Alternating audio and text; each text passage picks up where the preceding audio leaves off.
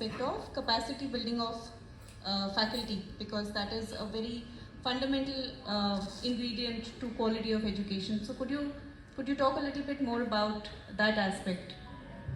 Definitely, thank you so much. Thank you so much and good afternoon everyone. Before I directly answer your question on capacity building, I've been hearing this term called quality in education since morning, and having directly worked with quality, being trained in quality in the industry, FMCG industry where I used to work a decade ago, we were taught that quality is a technical term and it means meeting specifications. What is a quality product? Any product that meets specifications prescribed for that product is a quality product.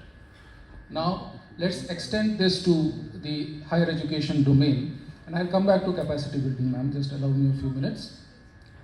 There are different strata in our society, and there are different geographical locations.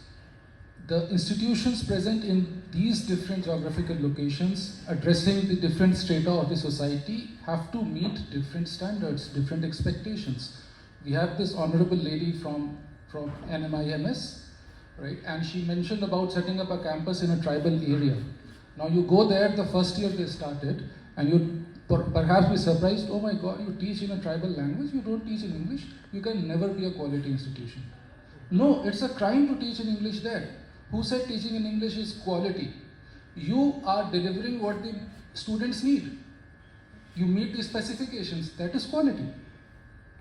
So to have a uniform standard of quality. Now let me also link this with what Professor Sanjay Singh from IIM Lucknow said. He defined what's a developing nation, like a new nation that has factor dependent growth, then a developing nation that attracts investment, and then there's a developed nation that works on research. Now where do we stand? We are a developing country and we are attracting investment. QS, THE, these rankings are successful where? They are successful in the US and in the Europe, which are developed countries. Now using their standards to rank us, in some sense, is injustice to the Indian higher education system. We are catering to our requirements, they are catering to their requirements. They are research intensive, they can afford to be more research intensive, we cannot afford to be more research intensive. We are struggling with gross enrollment ratio. And you talking of telling us to invest millions of dollars into research and buying equipments. So this was about quality. Now, you mentioned about capacity building programs. I was attending a session quite a few years back of Deakin's University in Delhi. One of the vice chancellors of a prominent university in the state, she stood up and she said that I have identified there are just 3 problems with my university. And if I resolve these 3 problems, we are done. So I became very attentive. I said, okay, let me also quickly note down these 3 problems so that I can go back to Lucknow and address these. So she said, my first problem is faculty. My second problem is faculty. And my third problem is faculty. So if we resolve these 3 problems, and that comes to capacity building. Faculty, you have to build the capacity in the teachers. Look at it this way, our students are the raw material that come into this factory called higher education. Our teachers and infrastructure are the machinery that convert this raw material into the finished product, and the graduates are the finished products. So of course we have our own entrance systems, tests, etc., so that we get decent quality raw material, but our machinery has to be excellent, well lubricated. There comes the question of capacity building. I was sharing this with the Honorable Principal Secretary a little while earlier. We have to make teaching profession lucrative so as to attract highly talented faculty. A general trend here is teaching is generally the last option. First of all, we would like to go to McKinsey or Deloitte, consultancy firms, right?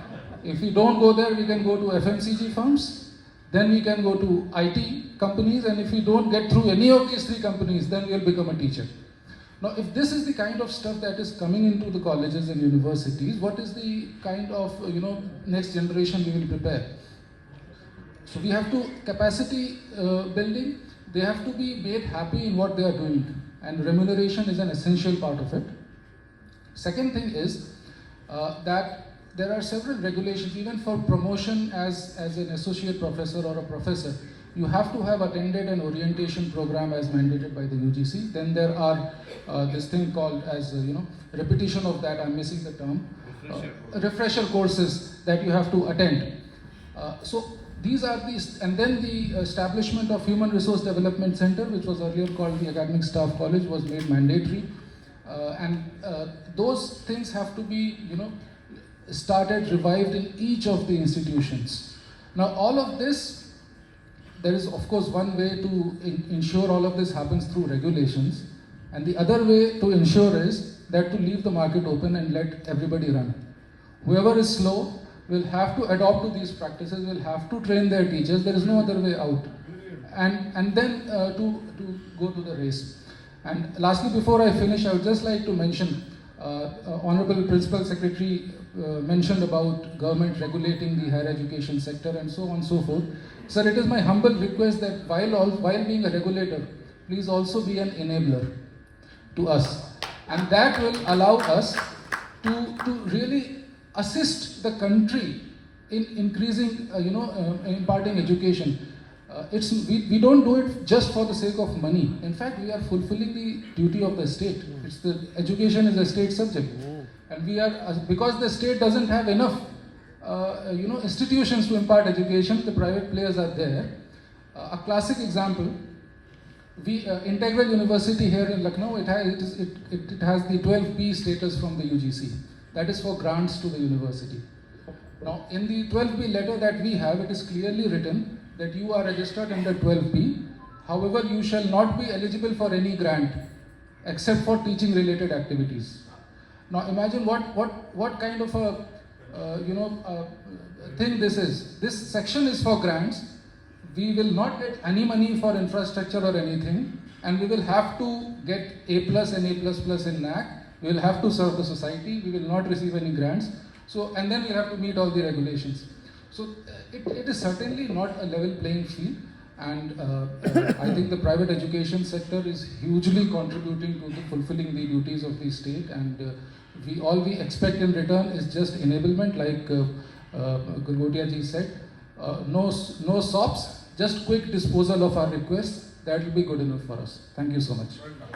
Thank you. Very well said. Enablement versus regulation, and perhaps both going hand in hand. So, अब हम पंकज जी की तरफ